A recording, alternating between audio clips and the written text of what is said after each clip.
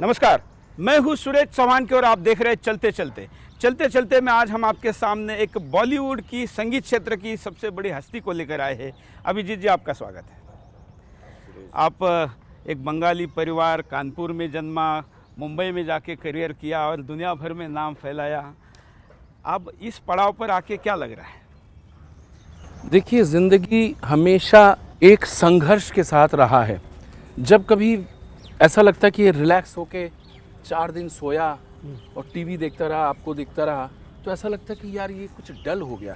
तो लेकिन डल की वजह से मैं कोई इंटरटेनमेंट नहीं चाहता हूँ। हाँ। मैं कुछ मूवमेंट हमेशा चाहता हूँ, ऐसा मुद्दे जिसमें मतलब अच्छे मुद्दे, कोई उद्देश्य हो जिसमें, एंड मेनली देश के लिए और अगेंस्ट देश विरोधी ताकतें जो हैं उनके लेकिन खिलाफ। आप बोलना अच्छा चाहते हैं, लोग उसको उल्टे में लेते हैं। देखिए, ये सब अगर मैं परवाह करूं तो फिर मैं देश की, फिर तो आर्मी वाले भी बोलेंगे हमको नहीं मारना है, पुलिस वाले भी बोलेंगे इनके खिलाफ कुछ मत करो। तो मुझे परवाह नहीं है, टू बी वेरी फ्रैंक। एक चीज़ और भी बताइए ना, जैसा आपका जो बैकग्राउंड है महाराष्ट्र का, मेरा भी तो पूरा जीवन महाराष्ट्र में है और महाराष्ट्रियन लोगों का वो अपने में तो है। लड़ने के लिए यहाँ आए हैं। जी तो हाँ, मीडिया जी के हाँ। प्रोस्टिट्यूट जो है, जो नहीं, जिहादी नहीं। मीडिया है, जी। उनको तो हिंदुस्तान विरोधी काम करता है, इसलिए हमने सुदर्शन शुरू किया है। जी हाँ। आप भी अच्छा काम करें, लेकिन मैं शुरू में ये थोड़ा जानना चाहूँगा कि जैसे सलमान के विवाद में आपने गरीबों के खिलाफ ट्वीट कर दिया, सड़क पे सोने वाले लोगों के, उससे थोड़ा बुरा लगता है। देखिए, वो एक ऐसा मुद्दा था, अगर उसको मेरे टीवी चैनल वगैरह में आप देखते तो मैंने पूरा उसमें गवर्नमेंट के ऊपर डाला था। बेसिकली गरीब लोग अगर इस तरह से फुटपाथ पे सोएंगे तो उनकी ज़िंदगी बिल्कुल एक डॉग की लाइफ बन गई है। तो उसके लिए कोई सोचता नहीं है। तो वो कोई ना कोई सलमान जैसा एक स्टार नहीं, एक विलन। मैं सलमान को स्टार नहीं समझता हूँ, मैं उसको विलन समझता हूँ। तो ऐसा लोग कोई आएगा, गाड़ी चला देगा, फिर ये एक मौत किस तरह की मौत हुई? ये डॉग्स लाइफ। सो मेरा उस टाइम सलमान को सपोर्ट बिल्कुल नहीं था, क्योंकि उस टाइम वायरल था, हैशटैग सलमान था। उस हैशटैग से मैंने पूरी फिल्म इंडस्ट्री को, हिपोक्रेट फिल्म इंडस्ट्री को, और मैं तो इवन देशद्रोही भी बोलता हूँ उनको, उस फिल्म इंडस्ट्री को मैंने किया था कि तुम लोग घड़ियाली आंसू रोते हो, सपोर्ट करना तो ओपन में आके सपोर्ट करो ना। आप ओपन में आके सपोर्ट करो, वो वैसे नाटक क्यों करते हो? सिंपैथी दिखाने के लिए ओपन में करो, फिर समझो। सो वो सब चीजें एक कंफ्यूजन में हो गया, और मेरे हाथ से मेरी बीवी ने मोबाइल छीन लिया। तो जो कंटिन्यूटी मैं करने वाला था, लेकिन उन गरीबों के लिए आने वाले दिनों में कुछ नहीं, मैं पैदाइशी गरीब हूँ। मैं गरीब खुद पैदा हुआ था और मैं कभी अमीर नहीं बन सका। मेंटली, फिजिकली मैं अपने आप को वो अमीरी में नहीं जा सका, तो मैं अभी भी गरीब हूँ सर। और अपना मेरा ज़्यादातर ज़िंदगी में मैं फील्ड पे बहुत वर्क करता हूँ। कारपेंटर्स, ड्राइवर, मजदूर, क्योंकि आपको मालूम है, मैंने आपको बताया था अभी कि मेरे पूना में इधर उधर बहुत काम चलता है, जिस पे हमेशा अचानक जिस दिन मैं पहुंचता हूँ, ऐसा इसके साथ संदर्भ नहीं है, लेकिन फिर भी मैं बताता हूँ, पहुंचता हूँ, अरे बेचारे मजदूर लोग सब बैठ गए छाए पे, और एकदम से वो ठेकेदार आता है, उठो काम करो, रहने दे। तुमने खाना खाया? नहीं, तो मैंने बगल से मंगवाया, बिरयानी मंगाता हूँ, ये करता हूँ, मैं तो काम करने उसको रिलैक्स करने दो। और मैं कर भी रहा हूँ, मतलब ऐसा नहीं कि ये नहीं कर रहा हूँ। मैं कितने अपना मेरा खुद का अपने मम्मी के नाम से एनजीओ, जो पूरा उद्देश्य ही इन गरीबों के लिए है, जो लोग थोड़ा सा बंगाली होने के नाते थोड़ा सा मैं बंगाली कहीं भी करे, हिंदुस्तान में करे, कहीं भी करे, उसमें तो वहाँ पे मैं बहुत फेमस हूँ कि अगर मुंबई में कहीं टाटा कैंसर और उसमें जा रहे हो, अभिजीत जी को मिलो, तो तुमको जो लोग बेचारे नहीं अफोर्ड कर सकते, कुछ ना कुछ इंतजाम हो जाता है। उसमें भी मैं फंसा हुआ हूँ। इतने लोग आते हैं, मैं हर एक के लिए कुछ नहीं कर पाता। अब तो डॉक्टर लोग ने मेरा फ़ोन उठाना बंद कर दिया। उनको मालूम है अभिजीत का फ़ोन आएगा डॉक्टर को कि ये कर दीजिए, ये कर दीजिए, किसी के लिए कुछ करिए, तो वो नहीं होता है। लेकिन मेरे जितनी औकात है, मेरे जितना सामर्थ्य है, मैं करता आया हूँ। अगर कोई मुझे बोले कुछ आगे करो, तो मैं इसके ज़्यादा नहीं कर सकता सर। जो भी है मेरे अंदर जितनी क्षमता मैं करता हूँ, चाहे वो ऐसा नहीं कि एक गरीब लेकिन को कुछ ज्यादा करना चाहते तो राजनीति में जाके गरीबों के लिए बहुत कुछ कर सकते हैं ना। अच्छा, राजनीति में गरीबों के लिए भी करते हैं लोग, ये आज है, मालूम पड़ा है, मुझे। अच्छे लोग भी हैं, ऐसा नहीं हम राजनेता के खिलाफ बोलते, लेकिन राजनीति में अच्छे लोग हैं, ये स्वीकारना होगा। नहीं, अच्छे लोग अब आ गए हैं। आप ऐसा कहेंगे तो लोग कहेंगे अभिजीत जी मोदी भक्त है। मैं एक ऐसे देश के ऐसा प्रधानमंत्री, नरेंद्र मोदी साहब को तो मैं पहचानता नहीं हूँ, एक प्रधानमंत्री को पहली बार मैंने इतना एक्टिव और बात करते हुए देखा और बिना सोते हुए देखा। उनके जो खास लोग हैं, कोई उनका पायलट है, कोई ये है, वो लिटरली बहुत अपसेट, बोले हम नौकरी छोड़ देंगे। बोले क्यों? बोले पहली बार ऐसे एक प्रधानमंत्री आए हैं जो खुद नहीं सोते हैं, दूसरों को हम लोगों को सोने नहीं देते। मैंने कहा बिल्कुल सही करते, ऐसा होना चाहिए। इसको अगर एक प्रधानमंत्री को, देश के एक लीडर को प्यार करना और उसको रेस्पेक्ट देना को अगर मोदी भक्त बोलते हैं, तो मुझे लगता है आज इस देश में जो लोग मोदी को नहीं भी चाहते वो लोग भी मोदी भक्त हैं। तो देश के लिए अच्छा हो रहा है और मुझे ऐसा लगता है कि 90% लोग आज मोदी भक्त हैं। तो मैं भी उनमें से एक हूँ, मैं एक्सक्लूसिव नहीं हूँ, मैं उनमें से एक हूँ। चलिए, तो राजनीति में जाने की संभावना है? देखिए, अगर राजनीति इसको बोलते हैं कि अगर मैं नहीं, राजनीति सीधे चुनाव लड़ना, मंत्री बनना, ये अभी तक तो नहीं सोचा, क्योंकि उसकी वजह से राजनीति नहीं करूंगा।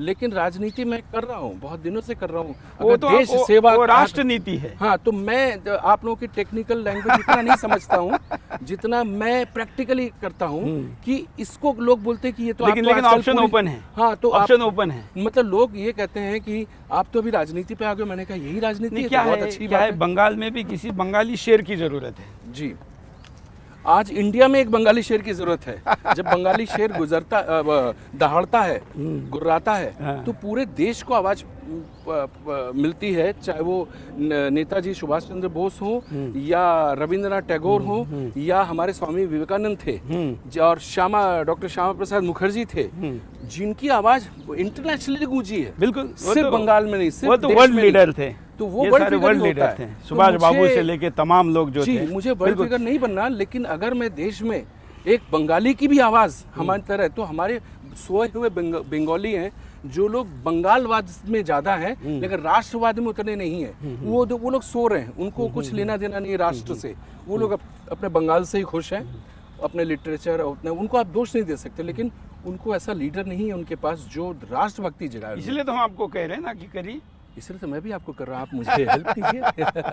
अच्छा, मैं बॉलीवुड पे आता हूँ, क्योंकि मैंने जो लोगों को सवाल पूछने के लिए कहा था वो ज़्यादातर बॉलीवुड के सवाल है या आपकी उस इंडस्ट्री के बारे में है। जी। क्या बॉलीवुड में देशद्रोहियों की संख्या बढ़ नहीं रही है? अब देखिए, आप कहेंगे कैसे, तो कश्मीर पे पिछले 10 साल में जितने फिल्में बनी, सब में सेना के खिलाफ दिखाया गया है।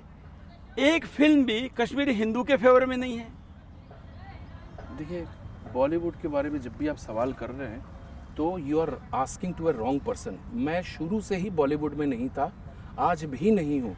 मेरा एक अलग क्षेत्र है जिसको कहते हैं संगीत। उस संगीत ने बॉलीवुड को उठाया, प्रमोट किया है, तो मैं हमेशा उसमें रहा हूँ। लेकिन क्योंकि वो बॉलीवुड का एक अंग है और वो बॉलीवुड से अगर देखा जाए, मुझे जितना प्यार था उतना ही अभी नफरत हो गया है। आप अगर बोलेंगे कि देश के इन्होंने कश्मीर पंडितों के फेवर में कोई पिक्चर नहीं बनाई और सब कुछ एंटी वो बनाया है, तो मैं ये बोल रहा हूँ कि कभी अगर आप उठ के देख लीजिए, हिस्ट्री उठा के देख लीजिए कि जब ये देशभक्ति की पिक्चर भी बनाई है, जब इसने नेशनलिस्ट पिक्चर भी बनाई है, तो वो भी सिर्फ पैसा कमाने के लिए। जब मुद्दा आता है, जब कोई इशू होता है। पिछले कुछ साल से ऐसा कहा जा रहा है कि ये बॉलीवुड जो है, ये इसका इस्लामीकरण इतने गति से हो रहा है। क्या इसका कारण अंडरवर्ल्ड का पैसा, 2 नंबर का पैसा उसमें आना, ये भी एक बड़ा कारण है? इस्लामीकरण के लिए वहाँ पे मुस्लिम लोगों का ही होना जरूरी है, बॉलीवुड में ऐसा नहीं है।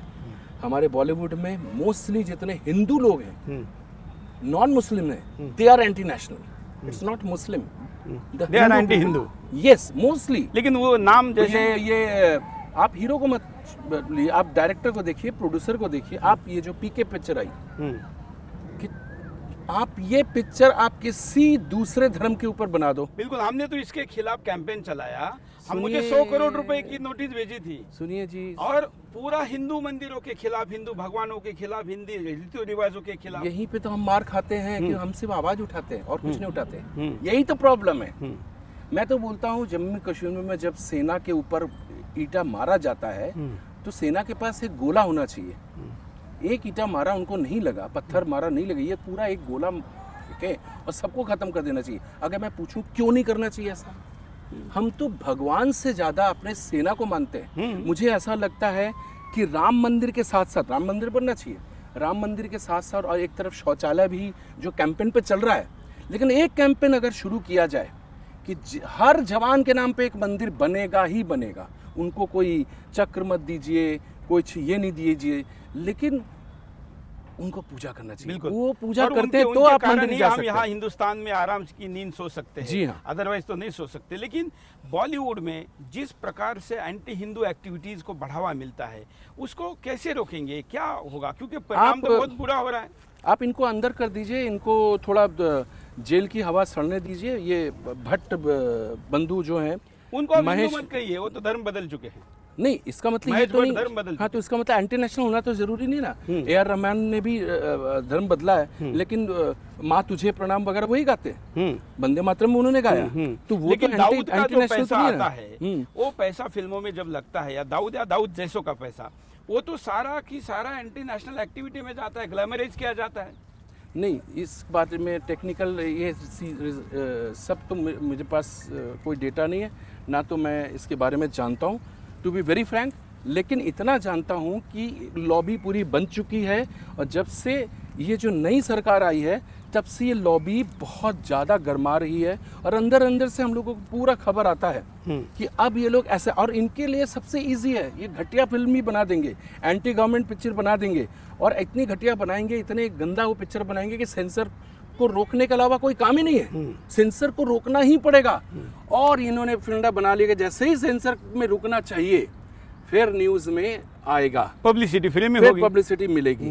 तो वो एक फंडा बन चुका है बॉलीवुड के अंदर, एक गैंग कि हमारी पिक्चर सेंसर में रोकी जाए, अपने आप फिर पब्लिक क्यों इतनी बेवकूफ़ी दिख रहा है कि आप लोग एक किसी एक पार्टी, एक अपोजिशन वाले ऐसी पिक्चर बनवा रहे हैं बिना किसी रीजन। बिल्कुल बिल्कुल, आपका पैसा लगा के उड़ता पंजाब बनी, उसके ऊपर कोई आवाज नहीं उठ रही है। आपने शायद टीवी में देखा होगा, जब भी इस विषय पे जब भी डिबेट हुआ था, तो उसमें तो एक अनिल शर्मा भी थे जिन्होंने गदर जैसी पिक्चर बनाई। हाँ हाँ हाँ, देशभक्ति की पिक्चर बनाई। वो तो उनके फेवर में, उड़ता पंजाब के फेवर में थे। मैंने कहा ये क्या हो रहा है यार? क्या है, इंडस्ट्री में जीवित रहने के लिए कुछ लोगों को गलत स्टैंड लेने पड़ते हैं, और वो उनके ऐसे गलत स्टैंड लेने से खुद के जीवित रहने के लिए वो धर्म, संस्कृति और राष्ट्रीय भावना को मारते हैं। ये उनका पेशा है। उस पेशे के लिए एक होता है देश की सेना, उनका पेशा है दुश्मनों को मारो और देश की रक्षा करो। और कुछ लोग होते हैं बॉलीवुड में जिसका काम ही है कि दुश्मन को साथ में ले लो और देश को मारो, पैसा मिलेगा।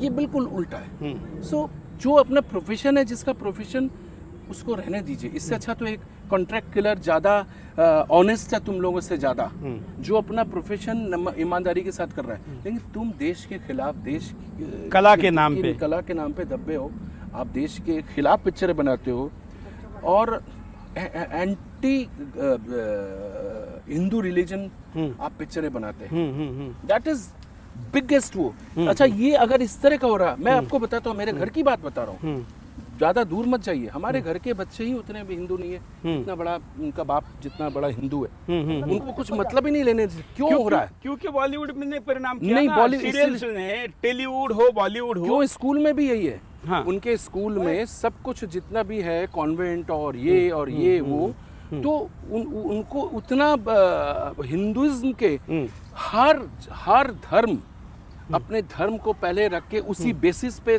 सब उनके एजुकेशन एकेडमी उसी बेसिस पे होता है। लेकिन सिर्फ एक हिंदू रिलीजन ऐसा है जिसके नाम पे अगर हम स्कूल में कुछ करते हैं और उनको सीखने देते कि हिंदू धर्म को सीखो, तो तब हमको सांप्रदायिक बोलते हैं, तब हमको बताते हैं कि हम लोग कम्युनल है। बिल्कुल, मतलब यहाँ तक हद आ गई, इन सेकुलरिस्टों की हद यहाँ तक आ गई कि जब ग पढ़ाना हो तो हमको तो गणपति पढ़ाया जाता था, ग का मतलब गणपति। अब कहते हैं ग का गधा पढ़ाओ, लेकिन गणपति नहीं चलेगा क्योंकि हमारी धार्मिक भावनाएं आहत होती हैं। बिल्कुल, आपने क्वेश्चन करके उसका आंसर भी दे दिया और मैं बिल्कुल सहमत हूँ और मुझे बहुत गर्व है कि पहली बार आपसे मिल रहा हूँ और आपके इतने अच्छे विचार हैं राष्ट्र के हित के बारे में, हमारे हिंदू धर्म के। हमारे देश में हम अगर देश को प्यार करते हैं तो लोग बोलते हैं कि हम भक्त हैं, हमको हिंदू बोलते हैं। अगर राष्ट्र को प्यार करना है तो हम हिंदू ही तो सबसे प्यार कर सकता है, तो यही उसी का तो धर्म है जो सबके साथ प्यार करने की अनुमति देता है। सो ये बड़ा अजीब सा एक श्राप लग गया, लेकिन अच्छी बात है कि हम अच्छी सरकार है, अब अच्छे होप लीडर्स क्या आ है, रहे हैं। मतलब बॉलीवुड में होप क्या है? क्या ये दिन बदलेंगे? जैसे आने वाले दिनों में कुछ प्रो अच्छी देश के हित की, कल्चर की, अब देखिए ना, शादी भी दिखाई जाती है तो हिंदू नाम जिन कैरेक्टर का है उनकी शादी भी क्रिश्चियन तरीके से दिखाई जा रही है। सही है, बहुत सही आप कर रहे हैं, लेकिन मुझे ऐसा लगता है कि इंटरटेनमेंट ही अगर बॉलीवुड ही सबसे मेन इंटरटेनमेंट है, तो ऐसे इंटरटेनमेंट को ये लोगों के नज़र में आना चाहिए। और अगर हम जैसे लोग सामने आते हैं तो फिर जनरल पब्लिक इसके खिलाफ आवाज उठाएगी। बिल्कुल, अब देखिए ना, आमिर खान की और शाहरुख की दोनों की फिल्में आखिर डब्बे में गई ना पिछली, जब देश के राष्ट्रवादी भावना के खिलाफ बोले तो क्या होता है ये इनको पता चल गया। तो इसलिए ऐसी सजा देने के लिए लोग जाग रहे हैं, ये तो सच है। लेकिन अगर आप जैसे लोग और मुखर होके आएंगे, लेकिन आज अगर हम देखें तो आप और दूसरा अगर नाम भी ले तो अनुपम खेर, दो लोग छोड़ के बॉलीवुड में तो कोई खुल के आने के लिए तैयार नहीं है। अनुपम खेर जी बहुत सुलझे हैं, बहुत मैच्योर्ड हैं। मैं तो एक बोलते ना नंगा बच्चा झंडा लेके भारत माता की जय, जिसको मालूम ही नहीं होता देश प्रेम क्या होता है, लेकिन वो एक झंडा लेके उसको पकड़ के चलता है, इनोसेंट। मैं एक इनोसेंट राष्ट्रवादी हूँ, देश से बहुत प्यार करता हूँ। मुझे मैच्योर करना ये एक बहुत बड़ी भूल होगी। तो अनुपम खेर साहब बहुत मैच्योर्ड हैं, बहुत वैसी बातें करते हैं। कभी कभी मुझे भी गाइडेंस करते हैं, कभी जरूरत पड़ती तो मैं उनको फोन करता हूँ। तो मुझे ऐसा कह के आप और कोई बचकाना हरकत करने की फ्रीडम लेना चाहते हैं? मुझे अभी तक लगता है कि फ्रीडम है, लेकिन लोग इस फ्रीडम को लेते नहीं है। ये फ्रीडम हमेशा है, लेकिन अगर लोग फ्रीडम लेते हैं, कुछ करते हैं, तो इसके पहले उनको अंदर कर दिया जाता था। चुन चुन के हमारे जो लोग हमारे हिंदू धर्म, हिंदू संस्कृति का प्रचार करते हैं, उनको भी आते नया जो पिछले गवर्नमेंट आई है, वो लोग उनको सिर्फ उनका काम होता है कि उनको जेल के अंदर करो। आप सोचिए, हिंदू के सबसे बड़े गॉड, जीते जागते गॉड कौन होते हैं? शंकराचार्य। आप आज से 10 साल 12 साल पहले देखिए, सरकार आई, सीधा शंकराचार्य को जेल में डाली। और हम लोग, मतलब मैं बोलता हूँ कि हमको उस चीज़ पे विश्वास नहीं करना चाहिए कि किसने क्या किया। हमको सिर्फ इतना एक बोलते ना स्टॉन्च और कट्टर हिंदू होना चाहिए कि हमारे शंकराचार्य को अंदर कर दिया। और बाद में जब साबित हुआ कि वो निर्दोष है तो मीडिया ने उतना कैंपेन नहीं किया जितना उनके अरेस्ट के समय किया था। जी हाँ। और आप देखिए, एवरेज अगर भारत के मीडिया में आप देखेंगे तो एक ही केस नहीं है शंकराचार्य जी, मैं आपको वही बता रहा हूं, कितने केस हुए? मैं आपको बता रहा हूं, एवरेज 3 महीने पे, ज्यादा से ज्यादा 6 महीने पे भारत के मीडिया में हिंदू साधु संतों के खिलाफ कोई ना कोई कैंपेन होता ही बहाना है। कोई भी हो, लेकिन ये कैंपेन चलता रहता है। और जाकिर नाइक जैसे लोगों के खिलाफ नहीं चलता है। जाकिर के खिलाफ 7 साल पहले हमने कैंपेन चलाया। जी हाँ। ब्रिटेन और कनाडा ने और मुस्लिम देश मलेशिया ने जाकिर बैन किया हमारा कैंपेन देख के। लेकिन भारत सरकार ने उल्टे 3 मंत्रालय और प्रधानमंत्री कार्यालय ने सुदर्शन के खिलाफ मुझे नोटिसों को भेजा, और आज भी जाकिर के खिलाफ भारत का मीडिया जी लगा के बात करता है। अब बताइए। देखिए, हमारे देश में हम लोग जो एक हिंदू या हिंदुस्तान ने जो एक वो एक सेंटेंस यूज करते हैं ना, हम इसका विरोध करते हैं। बस वहीं पे विरोध करना मतलब हाँ। हाथ जोड़ के विरोध, ये विरोध से हटा देना चाहिए, एक्शन होना चाहिए। ये तो surrender एक्शन है, मतलब ये तो surrender है, एक विरोध हाँ, विरोध करना वो लैंग्वेज ही बहुत खराब है कि विल प्रोटेस्ट ऐसा होना चाहिए। ऐसे लोगों के को openly they should be trash, भले उनको जेल में ऐसे सड़ाना चाहिए, ऐसे सड़ाना चाहिए। अभी आपको तो सब मालूम है कि कैसे करके सामने आ रहा है कि जो बड़े बड़े जो देशभक्त हैं उनको कैसे जेल में डाला गया, उनको कैसे यातनाएं दी कि उनसे अब साध्वी प्रज्ञा वही का जो लीजिए, मैं साध्वी बता रहा हूँ प्रज्ञा जी का लीजिए जी, उनके ऊपर आरोप पत्र दाखिल नहीं कर पाए। एक इतनी स्ट्रांग शरीर, मानसिक और बौद्धिक दृष्टिकोण से एक युवती को आज बेड से उठ नहीं सकती, कैंसर हो गया है, बोलिए, सड़ा दिया जेल में एक तरीके से। तो कोई नहीं बोलता है, कोई नहीं बोलता है। तो मुझे शक होता है कि हर चीज में एक धर्मगुरु को अंदर करना, फिर उसके अगेंस्ट रेप केस लगाना। सबसे एक देखे कि एक धर्मगुरु कितना पोलराइज कर रहा है। एक नेता लोग वोट बैंक देख रहे हैं और वो धर्मगुरु पूरे हिंदुओं का इतना पूरे विश्व में हिंदुओं को इतना आगे लेके जा रहा है, हिंदू प्रचार, और उनको भी आप अंदर कर देते हो। 4 लोग आके रेप केस लगाते हैं, कल को वो लगाते हैं। अब आसर अम्बापू के खिलाफ तो केस भी नहीं है, मतलब लड़की ने नहीं कहा कि बलात्कार हुआ, लेकिन उनको जिस आरोप के लिए अंदर रखा है, जो उसकी सुनवाई ही अभी चल रही है, अगर सजा भी होती तो 3 साल से ज्यादा नहीं होती। अगर आरोप सिद्ध भी हो जाता तब भी सजा 3 साल से ज्यादा नहीं होती। ऑलरेडी 3 साल होने को है, वो जेल में है। काश प्लीज इस तरह के लोग वापस नहीं आने चाहिए, इस तरह के पॉलिटिशियंस लोग जो हमारे हिंदू जिनको फॉलो करते हैं। ये बहुत बड़ा एक काला दिन है। हर कोई इंसान है, इंसानों से कुछ भी हो सकता है। मैं बोलता हूँ कुछ भी सच हो, लेकिन हमारे हिंदू लीडर या हिंदू जो धर्मात्मा है, उनको धर्मात्मा की तरह उतना पूजना रेस्पेक्ट चाहिए, उनके स्थान पे रखो। बिल्कुल। ये आप किसी और को कर दो उठा के जेल के अंदर। अब आप ओवैसी का देख लीजिए। हाँ। हमारे तो वो तो बड़े देशद्रोही है, पक्का देशद्रोही बड़े है। लीडर उनको सांप बोलते हैं। हाँ। कोई जी लगाते मैं हैं। तो कहता हूँ ना कि सांप को, ओवैसी सांप को लोग साहब कहते हैं। जी हाँ, क्योंकि वो तो सांप है, हमको हिंदुस्तान का दूध पी के हिंदुस्तान के खिलाफ फुटकारता है। ओसामा जी को भी हाँ। जी किया। और और वो तो दिग्विजय सिंह की विशेषता है। मैंने परसों के शो में बताया, हाँ। दिग्विजय सिंह ने जिसकी तारीफ की, हाँ। वो आदमी ऊपर चला गया। हाँ। अब उसने ओसामा जी कहा, हाँ। ओसामा चला गया, वो तो समुंदर में गया। जी। उसने अफजल गुरु की तारीफ की, हाँ। फांसी पे लटक गया। जी। याकूब की तारीफ की, वो लटक गया। जी। उसके बाद अब जाकिर नाइक की कर आए, हाँ। चला जाएगा। जी। दिग्विजय सिंह जिसके साथ गए, हाँ। और दिग्विजय ने जिसका विरोध किया, नरेंद्र मोदी प्रधानमंत्री गए, जी। बाबा रामदेव आज इतना बड़ा सब कुछ खड़ा कर दिया। जी। जिसके खिलाफ दिग्विजय बोलते हैं वो आदमी बड़ा बनता है, और जिसके साथ जाते वो आदमी खत्म हो जाता है। जी। उसमें से ओवैसी है। अच्छी बात है। इसमें तो फिर मैं दिग्विजय जी की तारीफ करूंगा हाँ। कि बहुत अच्छा काम कर रहे हैं देश के लिए। और लेकिन ओवैसी, मुझे, आप मुंबई से है, ओवैसी का मुंबई में बढ़ना, मुंबई में घुसना, मतलब जहां बाला साहब ठाकरे जैसा शेर था, आज उस मुंबई में ओवैसी अंदर आता है, कुछ भी बोल के जाता है।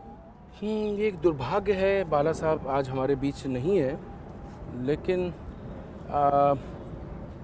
ये पहले हुआ तो मैं मानता हूँ कि पहले ऐसा किया ओवैसी ने, लेकिन अब क्यों हो रहा है, ये मुद्दा मेन है कि अब क्यों हो रहा है। और ये मुद्दे, ये लोग और क्यों बढ़ रहे हैं आगे, और क्यों खिलाफ जा रहे हैं, और इसको वो लोग बढ़ावा क्यों दे रहे हैं। और हम लोग देखिए, हो सकता है ये किस तरह का पॉलिटिक्स हो, मेरी समझ में नहीं आता, लेकिन मुझे लगता है कि आर्मी के पास इतना फ्रीडम होना चाहिए कि वो कभी कभी पुलिस और कोर्ट का केस आर्मी को दे देना चाहिए।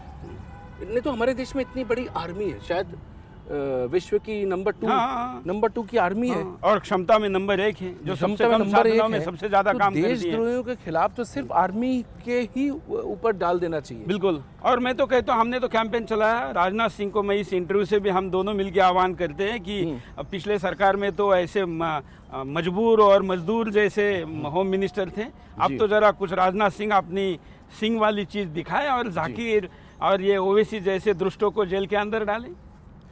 जी हाँ, ये मैं बिल्कुल आपकी बात से और भी जोश में आ जाता हूँ, और ज़्यादा जोश में आगे कुछ नहीं बोलूँगा। थोड़े से एक हमारी गाय माता, हाँ। गाय जी के लिए उनका मैं बहुत मानता हूँ, गौ माता, उनका भी बहुत अत्याचार हो रहा है। बिल्कुल हो रहा है। और बहुत ओवैसी वो अत्याचार। कहता है कि गाय का मांस खा के देखो कितना अच्छा लगता है। आज अगर इस देश में प्रताड़ित कोई है तो गाय सबसे ज़्यादा प्रताड़ित है। आप जैसे लोगों ने गाय के विषय में भी कुछ करना चाहिए। आप हिंदुइज्म पे काम करें, गाय के लिए बहुत करने की आवश्यकता है। मतलब हम इसमें दोष, आपको मालूम है, मैं किसी समुदाय को नहीं दूंगा, लेकिन एक ही समुदाय को दोष दूंगा, वो है हिंदू। हिंदुओं की हालत ये हो गई है कि परिवार के किसी के ऊपर आक्रमण होता है तो बाकी लोग पीछे चले जाते हैं। हिंदू एक परिवार था, हिंदू परिवार बोलते थे, हिंदू संघ बोलते थे एक, लेकिन अब हिंदू लोग क्या सिर्फ आईआईटी और आईआईएम या मेडिकल या इस यही उनका व्यक्तिगत करियर में बस वही उसी हो में। गया, तो कुछ खुद के लिए नहीं सोचा, और खुद एक सेल्फ रिस्पेक्ट, एक डिग्निटी होनी चाहिए कि तुम किसको बिलोंग करते हो। हिंदू के अलावा हर आदमी बोलता है मैं सिख हूँ, मैं क्रिश्चियन हूँ, मैं मुस्लिम हूँ, मैं पारसी, देख लीजिए कितना छोटा सा कम्युनिटी, सबसे- कितने हाँ। डिग्निफाइड लोग हैं जो अपने उसको बचा के रखे हैं अगेंस्ट ऑल वो। सो सिर्फ एक हिंदू ही एक ऐसा है जिसमें से हार्डली 10% लोग भी हिंदुत्व के लिए बात नहीं करते। 10% हो जाएंगे तो 10 करोड़ होंगे सबसे ज्यादा, 1% नहीं है। 1% भी नहीं है। कम से कम इन 100 में हम 2% हैं। नहीं, हम जैसे तो कई परसेंट डरते हैं और हाँ। उनको डराने के लिए ही ये शक्ति अर्जित करने की आवश्यकता है। हाँ, अब तो आपके चैनल से मैं जुड़ गया हूँ तो पता नहीं क्या ऐसा लगता है, लोग बोलते हैं तुमको क्या ज़रूरत है करने की, तो मुझे यही नहीं समझ में आता है कि उल्टा उनको कहना चाहिए कि बहुत अच्छा हुआ हम भी साथ में जुड़। बिल्कुल बिल्कुल। मतलब डॉक्टर हेडगेवार कहते थे कि 1% भी अगर व्यक्ति जाग जाए, सिर्फ 1%, जी, जी। तो भी वो राष्ट्र को, समाज को, संस्कृति को, धर्म को बचा सकता है। कार्यक्रम के आखिर में अब आगे क्या, मतलब दादा आगे क्या करेंगे?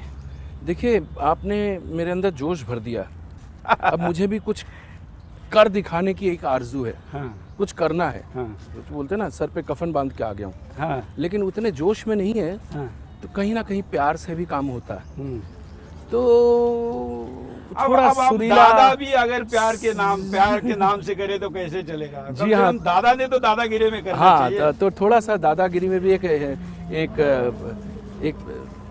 दिल होता है, एक रोमांस होता है, एक प्यार होता है, तो उस थोड़ा सा उस प्यार के अंदाज में मतलब आप चाहते हैं कि हिंदुस्तान एक सिंगर दादा के आवाज में आवाज मिलाकर कुछ गाए। जी हाँ। और देखो मेरे सारे यहाँ पे भाई लोग हैं जो गार्डन में काम कर रहे हैं, ये लोग घूमने बेचारे आए लोग हैं। आ नहीं पाते हैं, कभी किसी शो में महंगी टिकट होती है, हाँ। या फिर इनको घर पे बैठ के इनको टीवी का सुख नहीं मिलता है, तो मैं आज हमारे प्यारे भाइयों के लिए गाऊंगा। हाँ, हाँ। आइए सर।